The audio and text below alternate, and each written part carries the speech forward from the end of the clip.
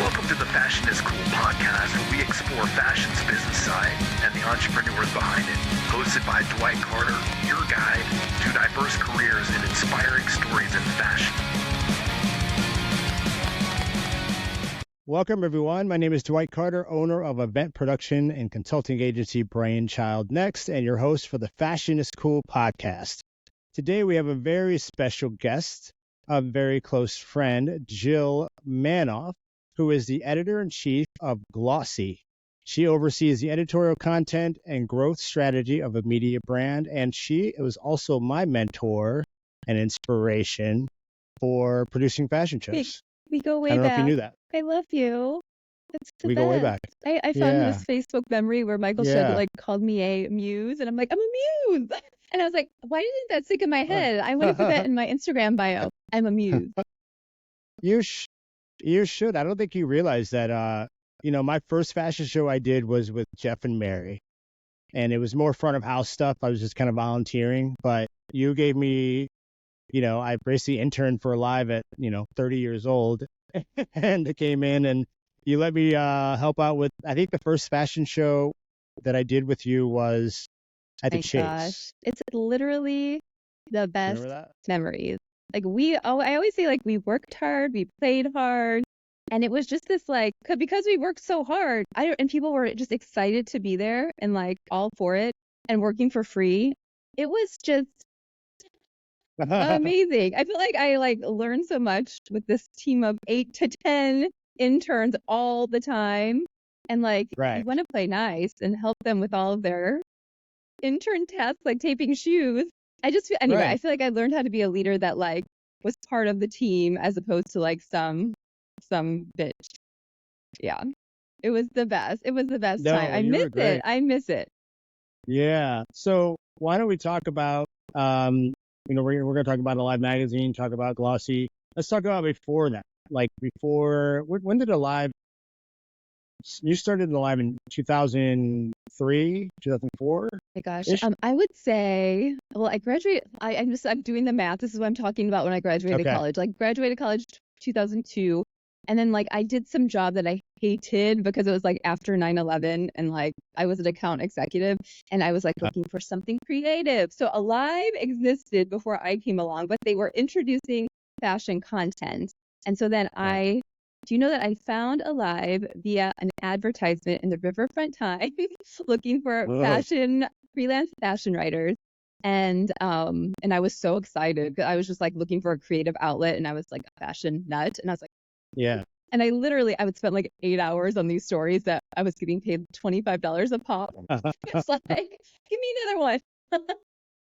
But yeah, and then eventually became the fashion editor. So I think I was at that first job for probably 3 years or less, and then probably I was at Alive by 2005, and I don't know, it was newer, introducing fashion content. Maybe they'd been around less than a year, but I'm just guessing.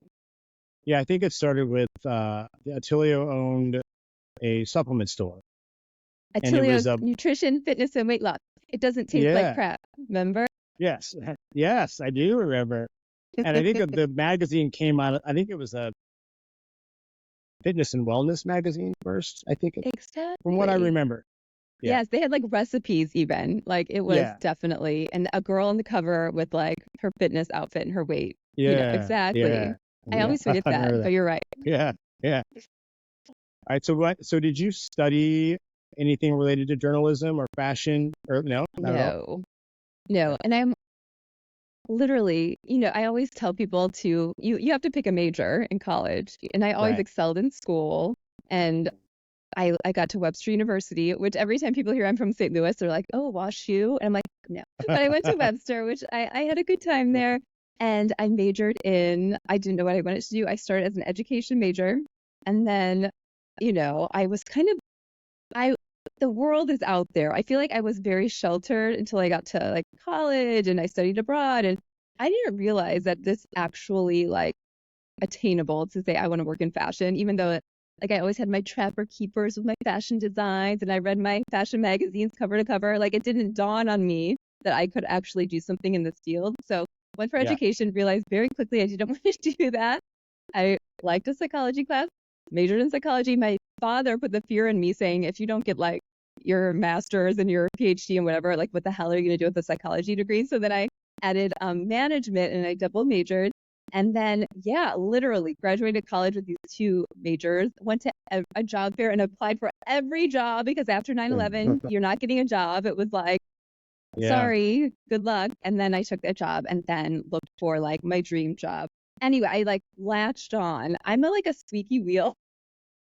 Like I'm like, what is that movie with Reese Witherspoon in like high school where she's like trying out for everything? Anyway, I'm just like, I'm so eager. I'm so eager. I knew when that came around, like I wanted to do something in fashion. It's in St. Louis. Like, who are you people? You're here and you love fashion and there's an opportunity. Anyway, I got very excited and went for it. But I have no experience except loving it and like following it your whole life. I feel like that's something. Yeah. Yeah. Well, that's great. So you started at Alive and then how did they get you to do fashion shows? Like, how did that happen? Because I feel like Alive before St. Louis Fashion Week, you were doing maybe one or two shows a year, and then all of a sudden, Fashion Week happened. Yeah, I think it was largely around Fashion Week. We did I remember doing some events at like the Saks of the world and even Marcus, and it was like a live event. However, most of my job was writing stories. I got hired as the editor, writing stories and co-styling, I would say, styling the thread for the cover, for the even the trend pages where it was like an outfit layout and we're talking about like, I don't know, mad for plaid or whatever the trend is. Yeah. And then not the centerfold, but you know, the thread. Yeah. But then, we got the bug. Like I say I'm a co-founder, but I think that they've scratched my name. But saw this opportunity to do something bigger. We brought in some major designers. Like we were quite impressive, and I know that fashion anyway. It didn't die when I left, that's for sure. It kept going, and it was amazing. But wow, what we did with this small group were people putting on a show for these designers in St. Louis who the designers didn't pay us anything. Like, what? That's really impressive. I remember Rachel Pelly, who had this, contemporary line forever. I think she's still around. Rebecca Taylor.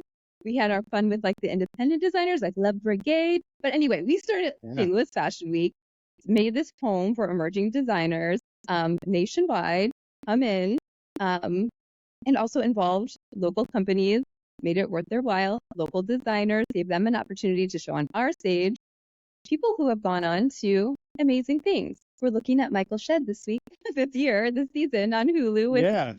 Anyway, but we worked together. He showed at St. Louis Fashion Week like 12 years ago. 15? The world is a blur. Yeah, I know. He competed in project design. Project design. Yeah. So just looking back, like, I think it was kind of like a perfect storm. Like we had this great time, but it was like people willing to work day and night. People who, I don't know, I always sound like an old person, like millennials or like Gen Z. Like we were never like, well, how much are you going to pay me? I need my mental health press. Like, there was just like, we're just going to work because we love it. Like it literally was like that. There was no ego. There was no, anyway, it was great. I'm so nostalgic. I'm sorry. I just love it. No, that's what we're going to talk about. So you were balancing both, because we tried to do Fashion Week twice a year, and that was a lot. And so we moved to once a year. And it was literally a week, a full day of shows. Yes. And getting the shoes, organizing the designer shoe picks from like Bronson Diva, and organizing the model selects with West and Centro. Like, it was a lot. So how did you balance all that with also being fashion editor and keeping the magazine going as well? I mean, thank God I was young. I'm telling you, I'm seeing all these faces lately, and I think I'm again nostalgic because I'm talking to you. But there was one recently that was like 2 photo shoots today, shopping in between. This kind of gets to where I went with my career. Then it goes, 2 stories due tomorrow. Guess I'll write them overnight. Like literally, like that's how I work. Like little sleep. I still am really bad about getting sleep, to be honest. But Like my real passion, I would say I was a stylist. Things got a little weird. So because we were styling, there were limited number of people who were known as fashion stylists in St. Louis at the time. And so I became like this go-to person for like side projects, and I did some things with like at the time it was Brown Shoe and Anheuser-Busch, and some photographers in town brought me on for their projects when they would have we did a commercial with Chu and Lee, and he was doing like some commercial with, was it like Sony, like some big campaigns. And anyway, that was like my money maker, to be honest, like the styling project. Like that's how that was really the brunt of my getting paid. And so I would never say no because I was freelancing and doing that all the time. So if somebody said yes, offered me something, I would say okay, and I'd figure out a way to make it work. And I'd be shopping all day. And running around to every boutique and store and putting things on my credit card, like $1,200 shoes, and like my heart palpitating. And then I would like stay up all night to write, which was actually my passion and actually what I was better at looking back. Like I wasn't the best stylist that anyone's ever seen. I did it. I did fine. I thought I did an okay job. Anyway, but it wasn't like my passion, and I was killing myself. I got burnt out on styling looking back. Like you kind of set up shop, you set up a rack for the photographer of the moment, and they would kind of like, you'd have your vision about what you wanted the photo shoot to be, and they would kind of come through and pick out the looks that they, kind of piece together things that like ruin your whole plan, basically. And I'm like, so I was like, was it really my creative vision ever? You're kind of, anyway. So then I was like, I had more control. I was a better writer. I would stay up all night to do it. And I started to look for a job, which I ended up at Sears, to be able to write full time and not have to do all this styling to make ends meet. And I would just like look every night, and I was like, I'm not going to apply for something that's not fun and great and where I saw awesome potential. And so I would look at all the job boards and just look for writing jobs. And I've been lucky throughout my career that people have given me a chance, like where I didn't have the most experience, and I guess they put their trust in me, which is awesome. So how was that transition going from independent magazine to this, to Sears? And I heard you went to Sears, and I was like, man, Sears was still around, and I guess Jill was going to bring it back. I thought Jill was going to revive Sears. She goes there. Oh my God, I am like spilling the beans. I will tell you, at the time, it was cooler than it became. But at the time, like there was a competitive site like by all the mainstream retailers called like there was Target Style, and it was like a blog and a very trend driven like online publication. And so Sears was launching Sears Style, and at the time, people forget this, there was a Kardashian collection with a kid.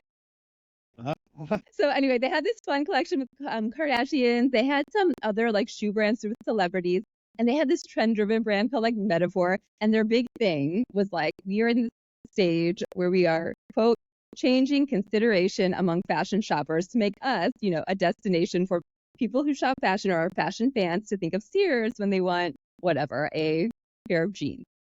So anyway, it was kind of this turning point, or they were trying something, and it was kind of exciting. We did all these fun things. We did a signing with the Kardashians at the Sears store in Yonkers, New York. This is like, if people don't believe that this happened. But anyway, blast from the past. It got to be a point, like literally, things started to go a little downhill. I think I was at Sears over 3 years or around 3 years. And the corporate environment, totally different, because on top of writing this blog, I call it a blog, online site, I was the head of the apparel division, like the copywriter for the whole apparel division.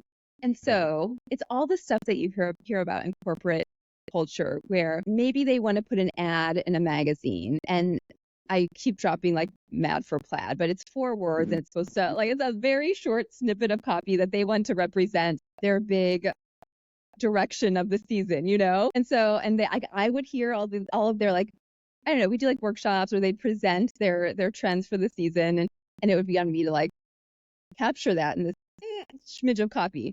So like looking back, like, I probably would have been out of a job this day and age with like AI and being able, like, it's like, basically like coming up with the same thing and coming up with it in 50 different ways. And then it went through like approval by 5 different, probably 10 to 12 different layers of corporate folks who are signing off. I like this one. I like this one. Can you do this one? But this.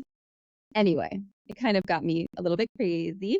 But layoffs started to happen. I was very, this sounds like a diva, but I was like, I work at Sears. I refuse to be laid off by Sears. So anyway, that was time to like get out of there. I was not laid off. I found a different job, but it was a good experience. And in my job now and in the job after that at Mode Media, it was good to have that in-house brand retailer experience because they're like the type of people I'm talking to now all the time. So you mentioned New York. Were you here doing Sears or where were you then? No, I moved to Chicago. It was such like now I'm working from home and it's like the things that we did again, young, more energy. But like I lived in Wicker Park, Bucktown. Like I did not want to live in the suburbs of Chicago if I was living in Chicago. So I lived in the cool part. And then the office was in Hoffman Estates, Illinois. I used to take this train to this shuttle. It was like an over an hour commute each way. And like, Chicago winters, like what the heck? But yeah, I lived in Chicago and it was, I was living large. I had a cute apartment. It was a fun time. I love that time too. Nice. And so then you moved on to what was next? Was it Glossy next after that? There was one in between, and it was kind of short-lived. There was a Mode Media who I actually knew. They were I guess they were a client of Sears. But I became the editor of glam.com. And so Mode Media was a startup. It was, I guess you say a startup. It was like 11 years old at the time. And I ran glam.com, which nobody was in-house really except for me. And we worked with this network of freelance writers. And the whole business model, which again would not have flown today. And that's probably why they closed. Well, no, they closed before the whole changes of Facebook, but their business was really thriving based on traffic that came from Facebook. And so we were encouraged, which constantly pushing back because it felt ugly to me, to write about the people and the things that were guaranteed, almost clickbait, I would say. So like there was another publication called Tend, and that was made basically for parents, like cool parents. And if they ever wrote about Chrissy Teigen, like it would be like off the charts, all this traffic from Facebook. So for us, it's like following me throughout my career. If we wrote about the Kardashians, Kardashians were our, clickbait and our money subject. Yeah. Anyway, we did a lot of stories on the Kardashians, but I got a lot more experience, all of my jobs up till now and now. I've had great editors who taught me so much, having not majored in journalism. And I like to say, like, all of my teachers in college would say, "Are you a journalism major? You're such a great writer." Again, it didn't dawn on me. Right. To switch. What a concept. But yeah, I had editors who would say there was somebody named Anna Warman at Mode Media, and really, like, she would do workshops with all of us, and like just had been an editor at every major publication in New York, and literally the small things that people say to like point me in the right direction for editing. And I had an editor when I joined Glossy named Brian Morrissey, and he never sat me down and be like, "This is how we do things." He would just like drop little lines here and there, like we don't say, what's an example? Nothing's coming to me, but he would just say, "We don't say this." Nah. And I was like, anyway, little people throughout, not little things throughout my life. I always think of that, like Anna Warman, top 3 people that changed my career. It's nice. That's great. So when you said that your professors asked you if you were a journalist, what do you think, what made you a good writer? What do you think? How do you think that? I think it is perfectionist tendencies. Yeah. I think like nowadays, and I still have it, and when I talk about writing from Alive and spending 8 hours, I'm not exaggerating, 8 hours on a story. I bet. And when you're a writer, literally, if you keep looking at the words, you can always find different ways to reword it and think, "Oh, what if I did it this way? Or what if I talked to this person too?" And you can keep going. Right. Yeah. I put myself on like limits this time, and I'm like, okay, spend this many hours and be done with it. And I started to do that with Alive, where if it was like a short trend story, I'd be like, no more than 2 hours, go, And because I know myself, I think that, I'm very conscientious a conscientious worker. And at the same time, I'm a procrastinator too. So it's made for like some overnight projects. But yeah, I think so. And I don't know, it's kind of come naturally to me where like nobody cares about this stuff. But like, I feel like I got a perfect score on the ACT on like English and reading or whatever, the English part of it. And then when it came to like science, that like, woo, now we're balanced out. But I've always been like a wordsmith, I would say. Ooh, I like that. That's got to be in your social media title, wordsmith. I like that. So, as the editor-in-chief and global editorial director for Glossy, what's a day look like? Oh my gosh. Everybody says this, every day is different. We've got a lot going on. There are various editorial products under the Glossy umbrella, which everything is really built on our daily content. So we cover beauty and fashion for industry insiders. So the whole idea is to be a guide to like basically being better at your job, because we shine light on these emerging strategies that maybe it's like an emerging technology, or it's emerging trend on TikTok that people can latch onto, get their brand, get their voice into even a trend, and that will put them ahead of their competitors. So anyway, we call attention to emerging strategies, I would say, for insiders. So B2B, writing daily content, fashion, beauty. We also have a vertical called Pop, which is more about pop culture. But we just see so much overlap. And we started this probably a year and a half, 2 years ago. So much overlap between like culture's impact on fashion and beauty, whether that is influencers, whether that is just what's happening, trends on platforms, and it's impacting businesses. Like we even say like the new beauty editor, the new fashion editor, like nobody's listening to an editor more so than they are listening to like their favorite TikToker, to be honest. Like, are they? Like, there are tutorials, everything's very accessible, democratized. Yeah. To use the word. But yeah, writing. So people are writing, I'm writing. I've got a team right now, actually managed 2 teams, but on the Glossy editorial side, it's right now 6 and me, so 7, small. And then we're under the Digiday Media umbrella, which also has Digiday modern retail, which there's some overlap with Glossy, but they cover more so like all retail. So like Amazon and grocery and things that really Glossy doesn't touch or touches lightly. And then there's another publication called Work Life. But really every publication, kind of the link is we all cover the evolution, where things are going.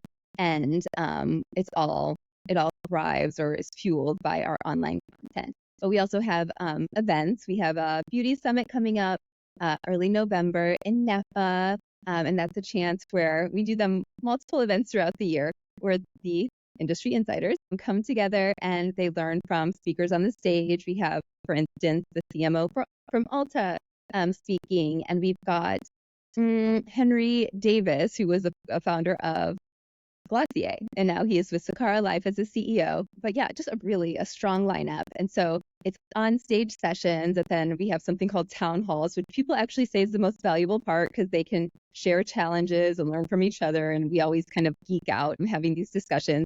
And then we have got podcasts just like you. We've got the Glossy Beauty Podcast weekly. We've got the Glossy Beauty Podcast. And then we've got we've got awards. We've got various elements of our story. So of our what am I saying? Story of our day to day. So today, I was supposed to have a podcast before this and it got canceled, but I'm also, I've got a luxury briefing that goes live tomorrow. So I'm digging into the concept of like, does a brand logo matter today? And there's some new commentary from some Gen Zers saying like, who cares about a logo? I shop at Depop and I'm all vintage. So some little like buzzy comments from Gen Z. And then I just talked to a jewelry brand that like intentionally, because they make those tennis bracelets and tennis necklaces that are like sweeping the nation, they're inserting their little V logo to like differentiate and make theirs stand out in the mix. And so there's just like things are kind of going different ways. Obviously, like Louis Vuitton logo is like all over the place, but like what do people care about and what matters? And anyway, I'm digging into that. But I've got such a strong team. They come with cooler ideas than me, and it's fun. That's great. So all the story ideas come together collectively as a team. Yes, we huddle every day, and then we kind of like I kind of sign off, and then sometimes in these meetings we like share sources, who would be the best person to talk to for this idea. We get pitched all the time, and we are a subscription-based business. So my team is so sick of hearing me say like, I don't know, is this content worth paying for? Because like when we run with a pitch story, that basically means guaranteed about 3 other publications are going to be covering the same story. So I don't love when we write about something that was pitched, unless it's a Sephora. When we write about a big brand, an LVMH brand, usually like it depends. If we write if it's a large brand and we have first dibs on the story, have at it. Or it's an exclusive, or it's like anyway, or we come up with a story. That's not a pitched example. Never mind. But anyway, there are exceptions, but we are not going to write the same story as everybody else is the goal. So how do you determine whether it's going to be a written interview versus a podcast? I think if there's something more timely, like I always like to have a timely peg in the story, like a reason, why are we writing it now? I like to ask a lot, because like people need to be compelled to read it now. Like people have a short attention span. So like right now, we kind of missed the boat on like this whole TikTok trend of demure, whatever. Yeah, so did I. I missed all that. I just actually saw a bunch of videos yesterday, and now it just won't stop. Yes, totally. So I was like, if we do cover it, we can't cover it in a way like, how do brands get in on this trend? The trend is over. So I was like, if we do cover it, we need to say, what does the coming and going of this trend so fast? Like, what does it say about the trend cycle? Like, things are faster than ever. So it's like brands need to consider this when they're like, there's no more like seasonal campaign. It's just kind of like spray it out there when it comes to you, when you're able to get it out. But yeah, and for our podcast, it's more so I kind of talk to usually CEOs or founders. So I kind of just like to get somebody prominent and I would just say interesting in themselves, and then really like go broad. Like I want to talk about your founder story, like what they like to talk about, the white space they saw in the market. And then I like to really like go through like the challenges they're experiencing now, just high level, but like cover wide territory and make sure we're hitting all the things. Our audience wants to know what is working to acquire customers now is like a big demand from the audience. And they also want to know, I would just say like the speakers who are so honest and say it to us straight are the most successful, or like get the most downloads. They'll talk openly about their revenue figures. They'll talk about the growth they're seeing. They'll talk about like during the pandemic, they were almost closing down. And then they hit on some trend and then their sweatpants took off or whatever. And they'll just like be very honest about the challenges and the state of the company. We like numbers. That's for sure. Yeah. Well, that's what people want to hear, especially if you're in an industry that, is feeding yourself. You want to know if it's going to make money or not. Totally. And they don't You don't always want to hear that. You don't always want to hear the success stories either. You want to hear how people have failed, so you don't feel like you're as one with them. It's like not like you are below them, but they are also making mistakes, and this is how they recover. Yes, the honesty is so appreciated. I was just listening to a podcast. I go on my little walks at night last night, and Natasha Oakley, like she's a founder behind Monday Swimwear, and she also is behind this other company, the Pilates class. And she just wrote a book called Excessively Obsessed. And it was just talking. She's like, I want a book out there that is honest about a founder's life. Like you see all these founders on Instagram and it looks so glamorous, but like it's not. Like basically it's not. And I think there's a lot of, you hear about this in every industry, but like social media clouds things and gives people the wrong idea. And everybody is like, hustle culture is over. You need to hustle. Sorry. Like you do. Right. Yeah. Yes. Yeah. You got to work your butt off. Totally. Even with fashion shows, if you see all you see is the runway. You don't see if the model didn't show up or something didn't fit or something tore or any of that. You don't see any of that stuff back there. It's you see Totally. what comes out, and everyone's, I want to do fashion shows. It could be cool. I'm like, well, it is fun, but Yes, it's easy. yes. It's fun when it's over. Yeah, it's great when it's over. True. Oh my God. And all these girls like get into like PR, like a lot of people we talk to, and they're putting on Yeah. events all the time. And I hear from them a lot, like, oh, I didn't know it was so many events. That's really hard. I'm like, yep, it really is. Yeah. You did one semester. This goes on forever. You're so right. So how did you adapt to being on a podcast? Because like, I mean, Jill from Alive, really call you were usually back of house and not seen that often or speaking to anybody, but now you're global on a podcast. How does that like change your, how did you, was it were you nervous? Did you have to A I little don't bit. know. What was your, I feel like I had like kind of little training wheels because remember in St. Louis, I don't know if you know this, on St. Louis, on Fox 2 News in the morning, I would go and do segments. So I feel like I had little yeah, training wheels and I would talk about like okay, Oscars fashion and like what shoes are hot for spring. Anyway, that yeah, was so fun too. But yeah, I think in between those jobs, not much. Sometimes we would do, Ode Media did a lot of videos and I would do some video for them. However, it's a different ball game. I think you would know this as a podcast listener and host. Like you start to listen to a podcast and you feel like you know the host and you feel like I don't know, like they're your go-to. And if it's like they miss a week, you're kind of like, oh, I was gonna listen to it today. Like it ruins your plans. Like yeah, it's people right, have this relationship with their podcast. So we had a different like when I started, I started 6 months into Glossy. I did not start Glossy. There was a different podcast host and she kept it going while I was still there for a little bit. And then she mhm, eventually moved on and she found a different job and she was no longer there. And I was like, it only made sense for me to take it on. I was scared shitless. I was like, I felt like the audience was going to there was going to be backlash because definitely two different styles where the prior host, very poised, I think that's just, it's not that I'm not poised. I have a different style. I'm kind of a little more, mhm, I would say. yeah, yeah, you know? And I just say what I mean. I say what I feel. I'm loud. I'm all the things. And so, anyway, totally different styles. So I was scared. I just kind of threw myself in. And the same thing with our events. I host all of our events, and we have our reporters. They moderate on stage sessions, and mhm, I mean, they all do great, thankfully. But I always look back and think, like, we should probably do media training or train people rather than just throw people on the stage. Luckily, yeah, it hasn't failed us yet. I think that, yeah, give mhm, people the fear.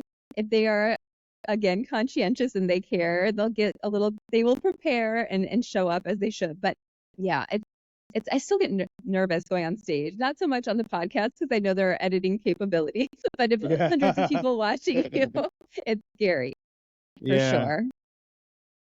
For No, sure. no, that totally makes sense. I started looking into doing a podcast in 2021 or 2022. And I looked at so many video podcasts and so many how-to videos. It just, to me, it was just I was overwhelmed by all the different people. And I didn't know what the style was going to be. And then I came across Think Media. I think they train a lot of people on YouTubing and podcasts. Cool. So, and their slogan is just hit record and just go. Good advice. And I'm like, oh, okay, I'll just do that. Just do that and see what happens. And just be yourself. Because I was super nervous because I didn't move. I didn't, I don't know. Yeah. It can be Just intimidating in the beginning, but once you get to it, once you get a flow going, and it's fun. Talking to agree. people like you, it's like a conversation. Yes, it's so fun. Agree. Like Yeah. just get in, make it natural. I don't like to make like specific questions. I kind of make little notes, so things I want to be sure to ask about, but like Yeah. I come off as very rehearsed when I am like very planned. So I kind of just like to wing it a bit, but Yeah. have some direction, I would say. Right.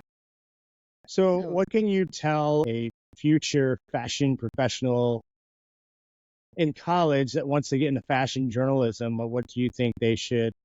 Obviously, you already had a passion. You like to write anyway, and you were already, grown into be a great writer, what do you suggest they do? I mean, it's different. It's a different world now than print. And so now it's, so what do you, I think fashion journalism is very important. I was always excited when you or Deborah Bass wrote something about something that I did. It was like super exciting. Like you were like someone up there, and I'm like, oh, they wrote about me, So, No. I mean, you have a huge impact on, your industry. So, what kind of advice can you give someone who wants to get in? You're right. Things have changed because I used to say, like pitch, come out with writing samples, like pitch editors all the time. If you have an idea, pitch. Like people are hungry for content. If you are willing to show, especially if you're willing to not be to show you're not expensive. But anyway, I would just say pitch, go, go, go. My new thing, it's almost like you said, like just hit record. You don't need permission anymore. And there are so many, like literally, we're even talking about how we can infuse more personality and show who our reporters are and include talk about my briefing, my report today. Like infuse more personality into what we do because of the success of Substacks. Like there are fashion Substacks who are becoming again the new authority, the new editor. You can start a Substack for free and just push it out on social, gain a following. So cheesy, but it reminds you back in the day. You hear like Taylor Swift. She had a what is it? Wait. What came before Facebook? I can't think of the name of it. MySpace or Friendster? MySpace. Yes, she had a MySpace okay. community, and that helped her get a deal because she already had a built-in community. Like build a community, and you honestly, you don't even need Vogue to hire you after that. People are making huge money on their Substack. Like I would just say go, like you said, and study what do you like about what others do. Like I was all about I used to be a trend writer. I never wrote. Again, thank you, Glossy and Digital Media. Like when I was hired, I was not a business reporter. I had never been in a newsroom in my entire life. Like what? Yeah. So it's just kind of brave it and do it and figure it out. And then, but know what you like. Tim Blanks used to be who's now a competitor, Business of Fashion, but back on style.com when he would write about the runway shows, I would read his, again, top to bottom. I would try to write my trend reports like him, which was very, he had references. He could call out a reference for every piece of clothing, this is from, I don't know, the 18th century. This was from this musical. He would just, and I just you have to be smart to write about fashion. I'm going to be cultured. Anyway, but true. But I would just say, start writing and be aware, know what you're writing about, do your background, do your work, and don't be a diva. Do the work. Start at the bottom rung. Start at the bottom rung. Yeah. I would recommend it. And just show that you're deserving of the next level. Anyway, I'm very old school in my thinking sometimes, but it served me well, I would agree. say. Yeah. I had another quote that a mentor told me that to be the first to fail. It's good advice. Yes. If you don't fail, I'd rather fail than not try. Yeah. Yeah, why not? You can always improve or fix whatever you failed and you keep going. Just shouldn't let that stop you. Yes, and jump in, have the fear. Right. When I first started at Glossy, I always say within the first 6 months, when I literally within the matter of 2 days moved to New York, became a manager, editor-in-chief of a team in a newsroom that I'd never been in. They're reporting to me. I don't know how to do this job. I don't even know how to do it myself. So, okay. And then within the first 6 months, at one point, I'm was I just sick or was I really a neurotic? I threw up in the shower, Dwight. I threw up in the shower, Dwight. Oh, no. But literally, here, work through the pain. Yeah. Old school thinking, but literally. Yeah, I get it. I'm a soccer coach. I've seen many high school boys throw up after a 2-mile run, and then they got next day we do it again, and then they're fine. They just had to get it out. Yeah, I had a kid once that he could not function if he did not puke. Throw up. Yeah. It was kind of a part of his thing. He was 14, 15 years old, and he had to. It's gonna be a horrible day. I didn't even throw up. Oh my God. Oh my God, I love it. Uh, Should we like organize a fashion show for old times? I feel like oh, we should. I think so too. I know Rachel wants to do something. She wants to get the band back together. I'm in. I'm so in. Yeah, It was we just should. the time. It was so much Fun. fun. It was so much fun. I learned so much. I met so many people. That's how I got Stuart Same. Trevor here last year, or Yes. this year, I guess it was. Oh my God. Do you Yeah, know I still have a jumpsuit that he let me keep after a St. Louis Fashion Week show? It's a navy blue satin, almost like a flight suit, by really. Bull and Garlow Trevor. Obsessed. Yeah. Oh, and a scarf. Anyway, that's a good brand. Wow. He's great. We still So talk good. every once in a while. The coolest.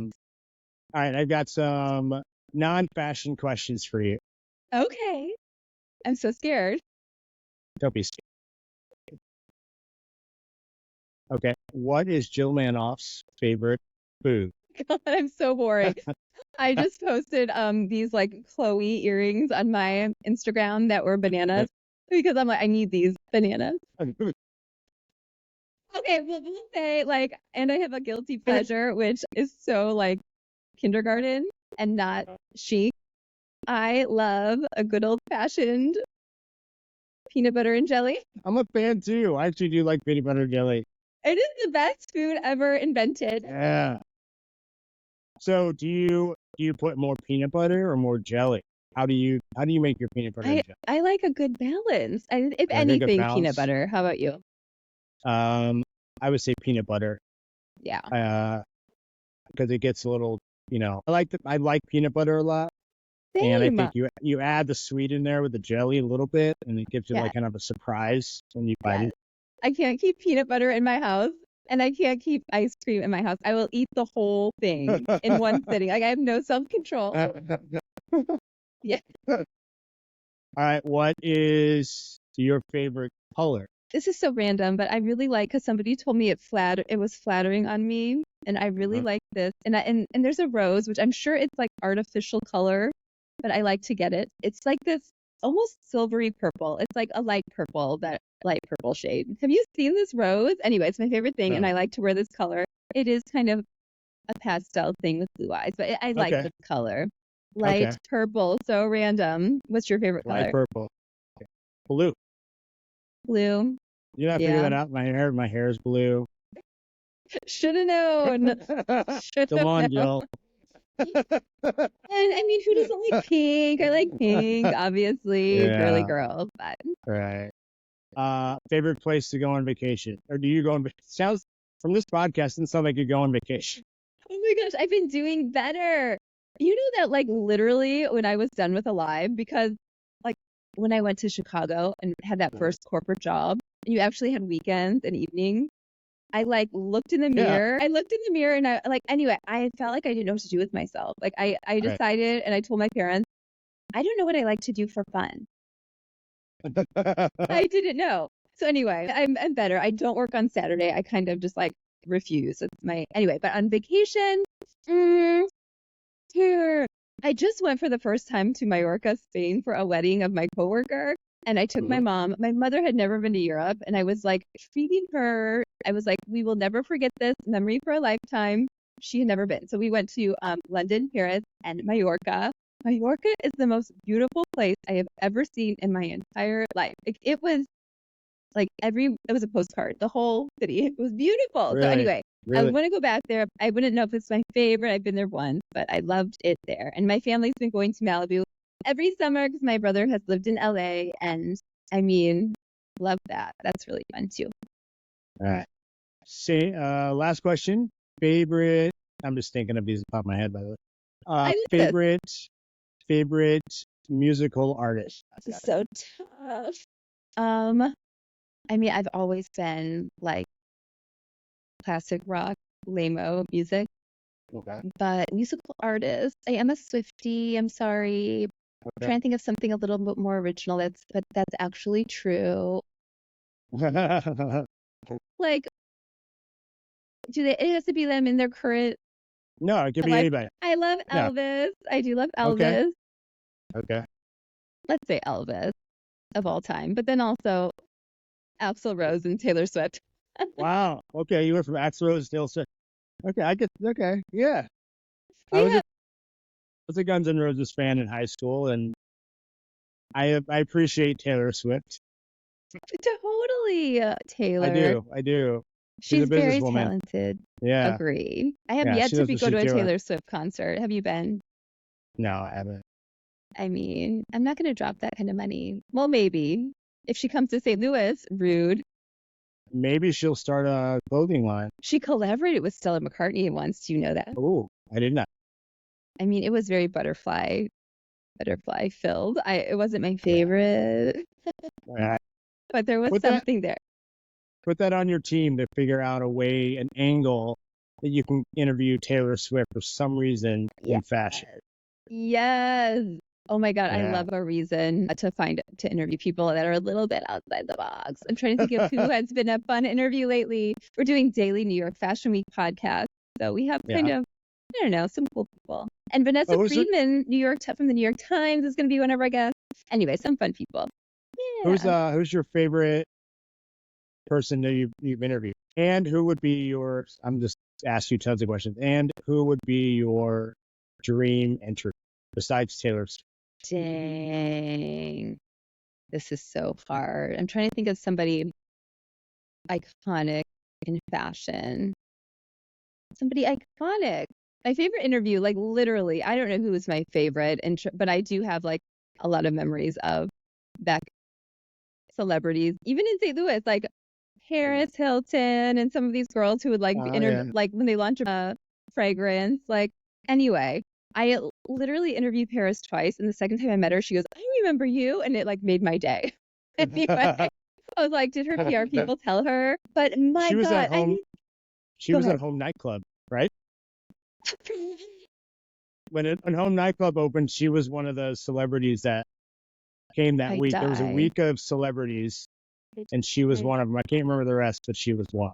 I die. Well, I mean, you mentioned Rick Owens. Rick Owens is so effing cool. Would love to interview Rick Owens. If you get Rick Owens to come to STL, I would die. I've had some pretty big ones, like for the Fashion Week, like daily podcasts, like Tommy Hilfiger, which I was so honored for him to give us the time of day.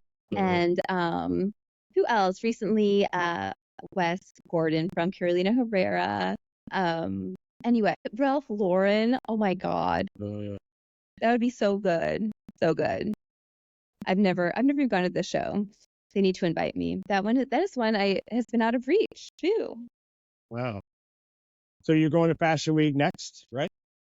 Yes, the 6th to the 12th. I'll be in New York. We've got our own event on the 12th, so I'm staying an extra day. And yeah, I'm going to Tommy. I'm going to Coach. I'm filling up my schedule. I still like people get really jaded in the industry, and especially editors, and they're like Fashion Week.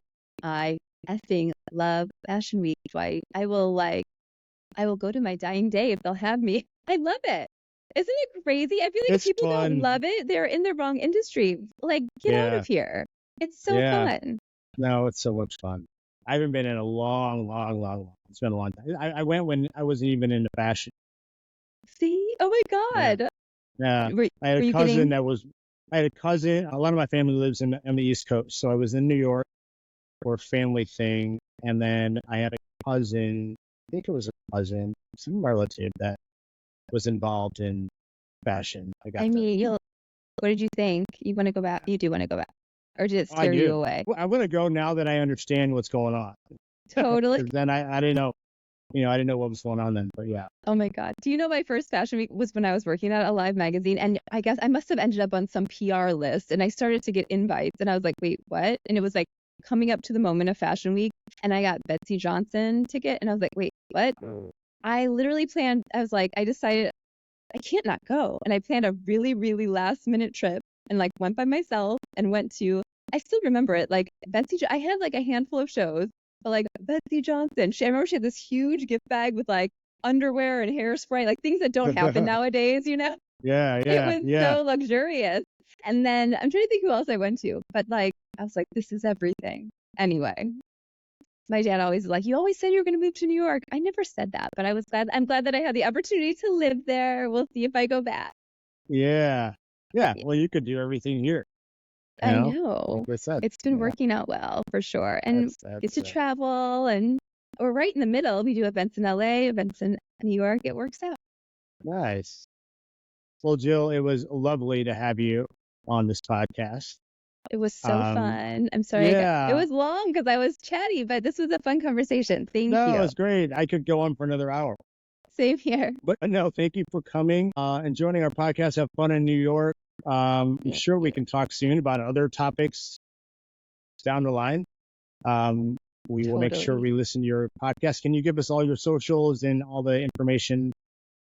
Thank you. Yeah, and the podcast is just the Glossy Podcast. But yeah, you can find me, first and last name, Jill Manoff, on every channel. And then if you want to follow Glossy, just Glossy Co.